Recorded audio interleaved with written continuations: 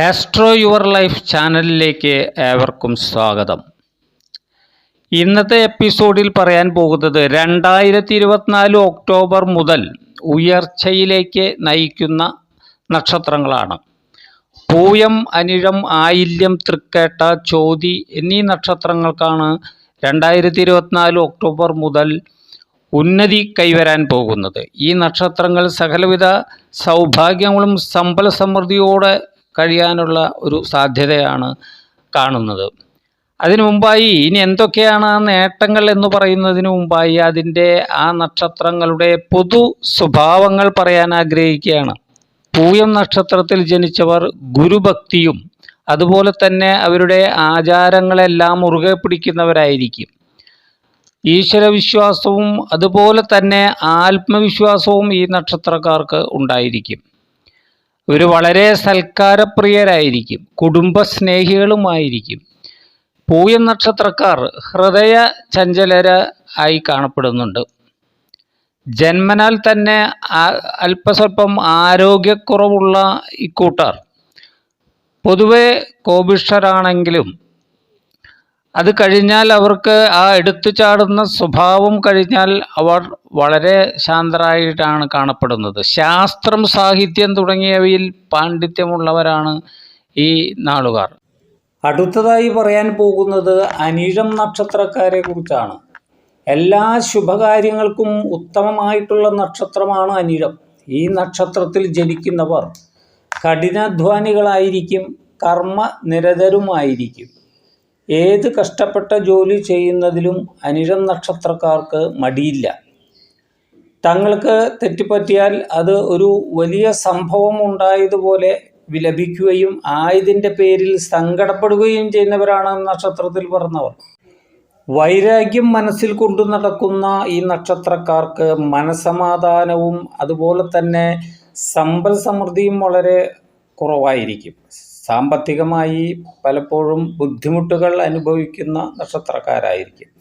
ഇവർക്ക് അന്യദേശവാസം പറഞ്ഞിട്ടുള്ളതാണ്. കറകളഞ്ഞ ഈശ്വരഭക്തി ഉള്ളവരായിരിക്കും അനിഴം നക്ഷത്രക്കാർ. സ്ഥിരമായി ശത്രുക്കളോ മിത്രങ്ങളോ ഇവർക്ക് കാണുകയില്ല. ആയില്യം നാളുകാർ അധികവും രൗദ്ര സ്വഭാവികളും ചഞ്ചല മനസ്കരുമായിരിക്കും. ഈ നക്ഷത്രത്തിൽ പിറന്നവർ സ്വാർത്ഥമതികളും സ്വന്തം കാര്യം സാധിക്കുന്നതിന് ഏതു മാർഗം സ്വീകരിക്കാൻ മടിയില്ലാത്തവരുമാണെന്നാണ് ജ്യോതിഷപ്രകാരം പറയപ്പെടുന്നത്. സ്നേഹത്തിൻ്റെ പേരിൽ ഈ നാളുകാർ ആരെയും കണ്ണടച്ച് വിശ്വസിക്കാറില്ല. ഉള്ളത് പൂഴ്ത്തിപ്പറയുന്നത് ഈ നാളുകാരുടെ ഒരു പ്രത്യേകതയാണ്. ആയില്യം നക്ഷത്രത്തിൽ ജനിച്ചവർ കൗശലക്കാരും സൂത്രശാലികളുമായിട്ടാണ് കണ്ടുവരുന്നത്. ബുദ്ധി കൗശലത്തിൽ മറ്റാരെക്കാളും മുൻപന്തിയിലാണെന്ന് പറയാം. ഇനി തൃക്കേട്ട നക്ഷത്രക്കാരെ കുറിച്ചാണ് പറയുന്നത്. ഈ നക്ഷത്രത്തിൽ ജനിക്കുന്നവർ ഐശ്വര്യമുള്ള മുഖത്തോടു കൂടിയവരും നല്ല അധ്വാനശീലരുമായി കണ്ടുവരുന്നു. ശുദ്ധ മനസ്ഥിതി ഉള്ള ഈ നാളുകാർ അല്പം ചഞ്ചലാട്ട സ്വഭാവമുള്ളവരായി അറിയപ്പെടുന്നുണ്ട്. സ്വയം കഴിവുണ്ടെന്ന് നടിച്ച് നടക്കുന്നവരാണ് ഈ നക്ഷത്രത്തിൽ പിറന്നവർ. എന്നാൽ അതേസമയം ലോല ഹൃദയരുമാണ്.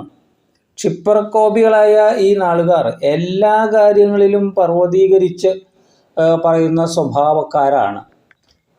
ഒരു തൊഴിൽ മാത്രം ഉറച്ചു നിൽക്കുന്ന സ്വഭാവം ഈ നാളുകാർക്കില്ല.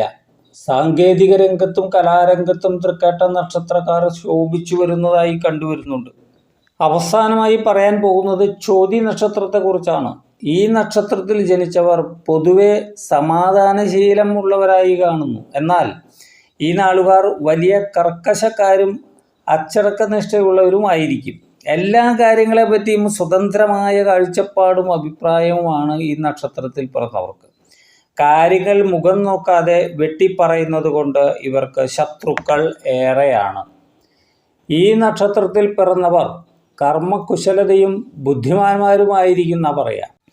സാമ്പത്തിക രംഗത്തും കുടുംബ കാര്യങ്ങളിലും ഇവർക്ക് ധാരാളം മനോദുഃഖം നേരിടേണ്ടതായി കണ്ടുവരുന്നുണ്ട്. തികഞ്ഞ ഈശ്വരവിശ്വാസികളായ ഈ നാളുകാർ അച്ചടക്കത്തിൻ്റെ കാര്യത്തിലും ആചാരനിഷ്ഠയുടെ കാര്യത്തിലും ഏറെ മുൻപന്തിയിലായിരിക്കും അത്ര. അപ്പോൾ ഇത്രയൊക്കെയാണ് പൊതുവായിട്ടുള്ള ഈ നക്ഷത്രങ്ങളുടെയൊക്കെ സ്വഭാവം.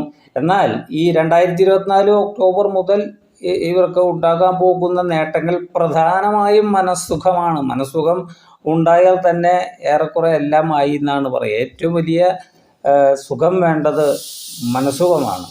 അതുപോലെ തന്നെ ഇന്ന് വരെ ഉണ്ടായിട്ടുള്ള ഈ രോഗങ്ങൾക്ക് ഒരു ശാന്തി വരുന്ന ഒരു കാലഘട്ടം കൂടെയാണ് ഒക്ടോബർ മുതൽ. പല വിധത്തിലുള്ള രോഗങ്ങൾ അലട്ടിയിട്ടുണ്ടെങ്കിൽ, അതുപോലെ തന്നെ അതിന് മരുന്നുകൾ ചെയ്താലും അത് ഫലം സിദ്ധിക്കാത്ത ആളുകളുണ്ടെങ്കിൽ അവർക്ക് ഈ ഒക്ടോബർ മുതൽ അതിനൊക്കെ ഒരു ശമനം കണ്ടുവരുന്ന സമയമാണ്.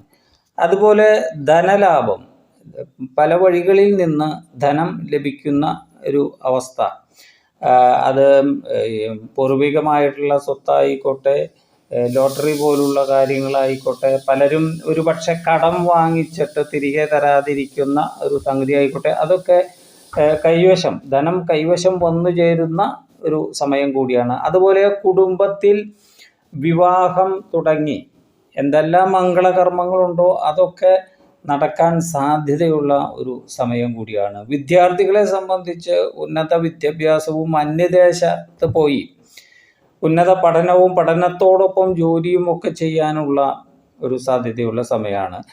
ഗ്രഹം, വാഹനാദി ലാഭങ്ങൾ ഇതൊക്കെ ഉണ്ടാകുന്ന സമയമാണ്. നിലനിന്നിരുന്ന പ്രണയകാര്യങ്ങളിൽ ചില തീരുമാനങ്ങളൊക്കെ ഉണ്ടാകുന്ന സമയമാണ്. എന്നാൽ ഇവർക്കൊക്കെ ഇതേപോലെ തന്നെ ചില നെഗറ്റീവ് വശങ്ങളും ഉള്ളതിനെ കൂടി തരണം ചെയ്ത് കഴിഞ്ഞാൽ വളരെയധികം ഉന്നതിയിലേക്ക് ഈ ഒക്ടോബർ മുതൽ എത്തും. എന്തൊക്കെയാണ് നെഗറ്റീവ് കാര്യങ്ങളെന്ന് പറഞ്ഞാൽ, സാമ്പത്തികമായി ഇടപാടുകൾ നടത്തുമ്പോൾ സൂക്ഷിക്കേണ്ടതായിട്ട് വരുന്നുണ്ട്. അതുപോലെ വാഹനാദി യാത്രകൾ, പ്രത്യേകിച്ച് രാത്രി കാലങ്ങളിൽ വാഹനത്തിലൊക്കെ യാത്ര ചെയ്യുമ്പോൾ നമ്മൾ വളരെയധികം ശ്രദ്ധിക്കേണ്ട ഒരു കാര്യമുണ്ട്. കാരണം പല നക്ഷത്രക്കാർക്കും കണ്ടകശനി മുതലായ കാര്യങ്ങളുണ്ട്. അതുപോലെ ഈ പാർട്ട്ണർഷിപ്പോടുകൂടി ബിസിനസ് ചെയ്യുമ്പോൾ വളരെയധികം ശ്രദ്ധിക്കുക.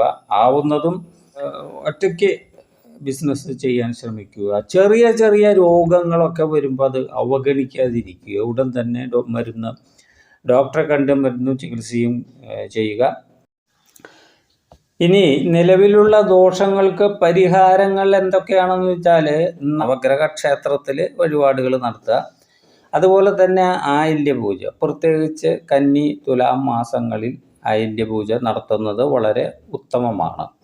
അതുപോലെ വിഷ്ണു ക്ഷേത്രത്തിലും അല്ലെങ്കിൽ ശ്രീകൃഷ്ണ ക്ഷേത്രത്തിൽ വ്യാഴാഴ്ച, പ്രത്യേകിച്ച് 30 വ്യാഴാഴ്ച തുളസിമാല, പാൽപ്പായസം വഴിപാടുകൾ നടത്തുക. ദേവീ ക്ഷേത്രത്തിൽ, അത് അവരവരുടെ നക്ഷത്ര ദേവത അല്ലെങ്കിൽ ദേവന്മാരനുസരിച്ചാണ് ചെയ്യേണ്ടത്, പായസം വഴിപാടുകൾ നടത്തുക. ഒപ്പം ശ്രീ വിഘ്നേശ്വരനും അതുപോലെ തന്നെ സുബ്രഹ്മണ്യ സ്വാമിക്കും വഴിപാടുകൾ നടത്തുക. ശിവങ്കൽ പിൻവിളക്ക് ധാര പോലെയുള്ളത് നടത്തുക. ശ്രീ ധർമ്മശാസ്ത്ര ക്ഷേത്രത്തിൽ, അത് ശനീശ്വര പ്രീതിക്കായിട്ട് എള്ളുതിരി, നീരാഞ്ജനം പോലെയുള്ള വഴിപാടുകൾ, ഇതെല്ലാം അവരവരുടെ നാളും ദശാകാലവും അനുസരിച്ച് ചെയ്യേണ്ടതാണ്. അങ്ങനെ ചെയ്യാൻ വേണ്ടിയിട്ട് നിങ്ങൾക്ക് താല്പര്യമുള്ളവർക്ക് ഇപ്പോഴത്തെ നിങ്ങളുടെ ദശാകാലം അറിയണമെങ്കിൽ നാളും അതുപോലെ തന്നെ ഡേറ്റ് ഓഫ് ബർത്തും ടൈമും, ഇനി നക്ഷത്രം ഇല്ലെങ്കിൽ തന്നെ ഡേറ്റ് ഓഫ് ബർത്തും സമയവും കൃത്യമായിട്ട് അയച്ചു തരിക. അതിന് ഞാൻ കമൻറ്റ് ബോക്സിലൂടെ നിങ്ങളുടെ ഇപ്പോഴത്തെ ദശാകാലം പറഞ്ഞു തരുന്നതാണ്. അതനുസരിച്ച് ദോഷപരിഹാരങ്ങൾക്ക് അടുത്തുള്ള ക്ഷേത്രത്തിൽ ശക്തിക്കൊത്ത വഴിപാടുകളും നടത്തേണ്ടതാണ്. എല്ലാവർക്കും നല്ലത് വരട്ടെ.